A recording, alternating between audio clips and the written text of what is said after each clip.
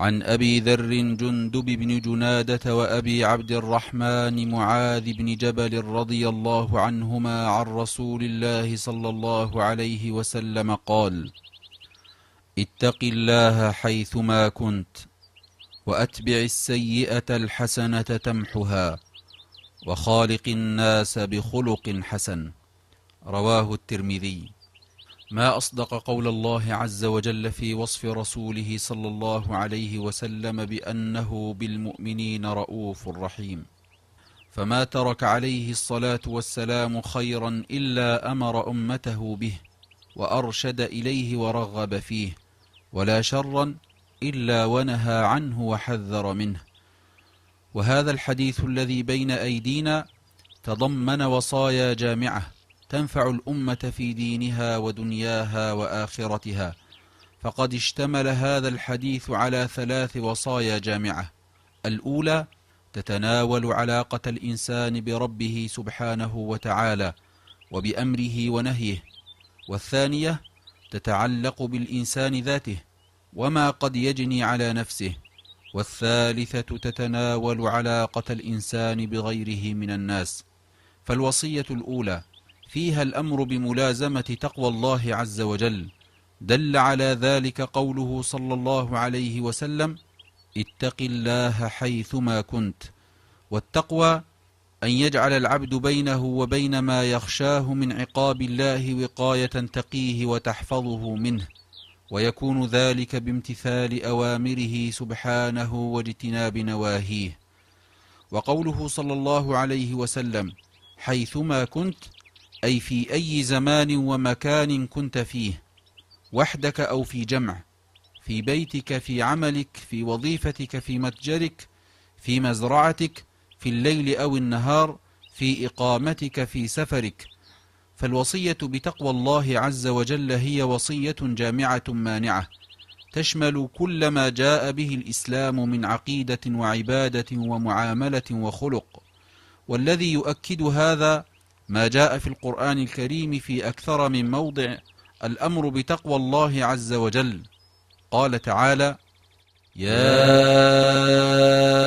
أيها الذين آمنوا اتقوا الله حق تقاته ولا تموتن إلا وأنتم مسلمون. وقد فسر السلف الصالح التقوى بقولهم: أن يطاع الله فلا يعصى، ويذكر فلا ينسى، ويشكر فلا يكفر. ولا تتحقق التقوى بمعانيها ولا تؤتي ثمارها إلا إذا توفر شرط العلم بما يتقى. قال تعالى: إنما يخشى الله من عباده العلماء.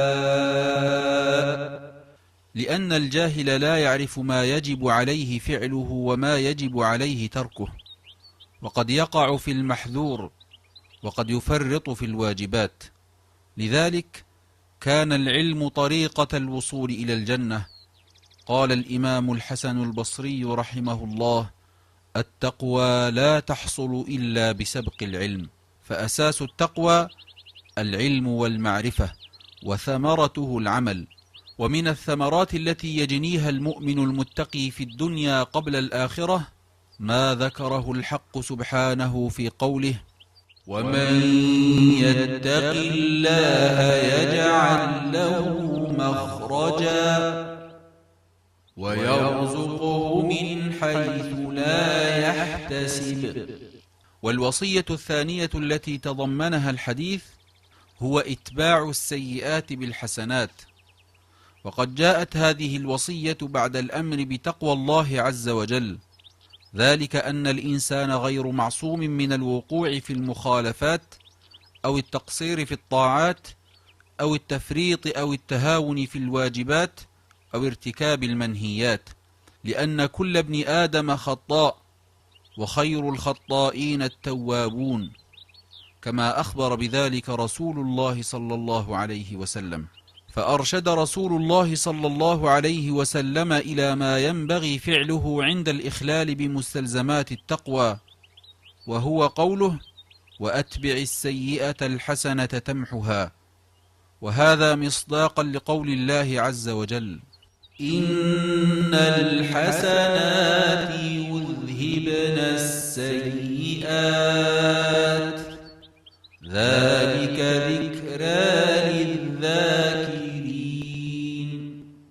وهذا من فضل الله تعالى ورحمته على هذه الأمة. والوصية الثالثة الواردة في هذا الحديث هو الدعوة إلى التخلق بالأخلاق الحسنة في التعامل مع الناس. قال صلى الله عليه وسلم: وخالق الناس بخلق حسن.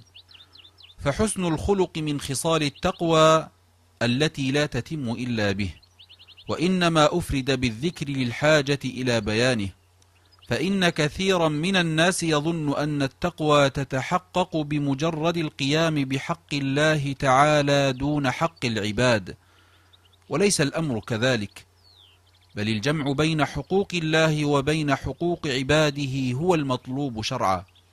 والله تعالى نسأل أن يهدينا لنقتدي برسول الله صلى الله عليه وسلم، إمام المتقين وصاحب الخلق العظيم، الذي وصفه ربه بقوله: وإنك لعلى خلق عظيم.